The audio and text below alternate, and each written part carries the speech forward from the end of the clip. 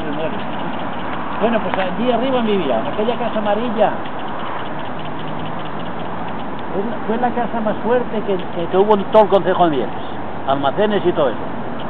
Y los que debían allí libretes, aquel paisano daba, eso en tiempos normales, daba a todos libreta y unos pagaban y otros no pagaban y todo eso.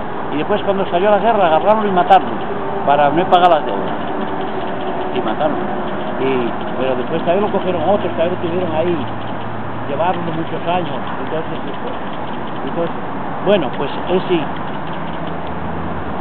Hicieron más escarnio de él los que lo mataron, pero después los hijos, cuando cambió y vino uno de ellos, mató medio pueblo.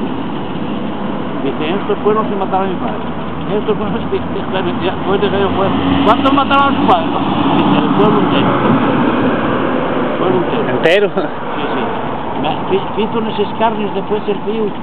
Yo digo la verdad, francamente. Claro, yo he jorebiado, pero desde luego, era también un paisano, como decía mi madre, ponderable no sé cuánto, porque eran paisanos de oro. Todos los que llegaban con falta daba yo comida y todo. Oye, si fue mátelo porque debían perros. Vamos, la puta de los. Sacaron, lo llevaron y mataron a González, eso no se puede hacer.